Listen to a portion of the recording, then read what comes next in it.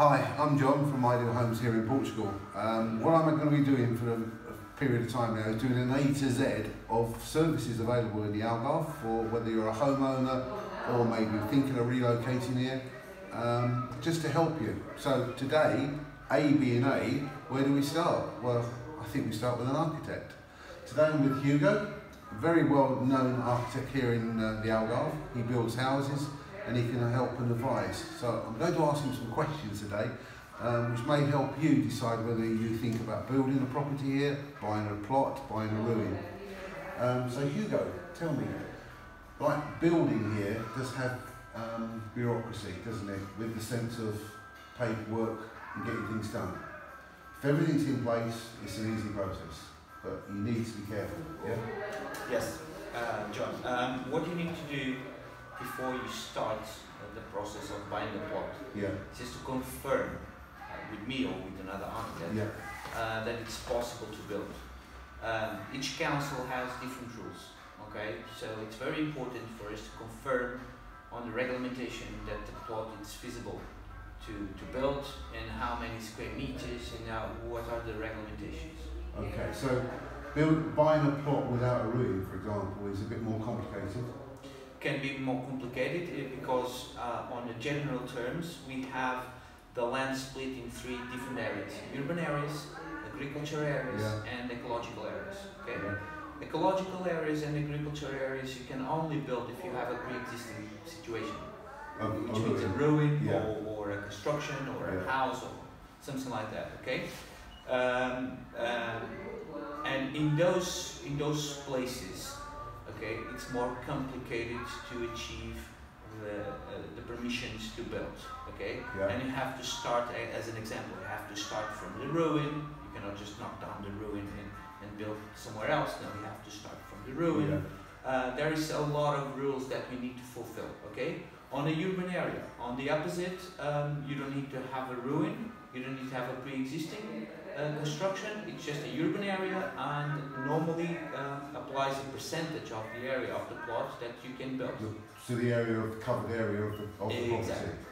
And am I right to believe that it's single story now? For the agriculture areas and the ecological areas, yes it is. Okay. Now imagine this, just an example. Imagine that you buy a ruin with 100 square meters. Okay? And you are able to go up to 300, okay? So you have to start from the ruin, make the extension of your house up to the 300, and you can even build a basement on the extension area. Because the basements in Portugal, they are non-habitable areas, okay? The cave. The cave, yes. So they are supposed, and in reality they are defined to be garage and technical areas. Okay, so that's important. That gives more space into the house, especially for storage and technical areas.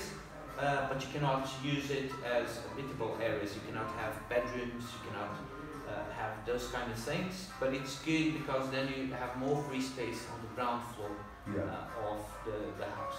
I know sometimes when licenses are obtained, the places like the caves, the basements, some people turn them into like a bedroom, but officially that's not allowed. But it will never. It's your space, but it's not allowed. It's not allowed. No. So, and then the other thing is obviously buying a plot, building on old ruins, but building is it the PDM? PDM, it's the document that rules construction. And do they every 10 years change areas? Well, basically by law, yes. But the thing is this, at the moment, the PDMs on every council, it's under revision, okay? But we still, we are on the first generation of PDMs, okay? We are now going to the second generation of PDMs. So may happen some alterations on the rules of the constructions. And that obviously depends on the different councils. Yes. Right. And I mean, like, I know you've got two projects. You have two projects up in Santa Barbara. Yes. Have you still got those? Yes. Oh, so if you're needing a piece of land with great views down to the sea, this man's man. I've been up there, so it's a good plot. So that's great. We are now at the moment approving the projects. Right, and I know you do a variety of builds in your architecture. You do quite modern builds, but you can do traditional build as well. Yes. Yeah. So, and you cover the Algarve. Yes. And you also do extensions, swimming pools. Yes. So, if anybody wants more information, give me my emails at the bottom. Give me drop me a line, and I'll put you in touch with Hugo, and he'll advise you a bit further. And you know, he's a good man. I've seen his villas, and they're beautiful. So it's great. So hopefully we can be of help to you. So I hope that's helped you. Thank you very much. Thank you.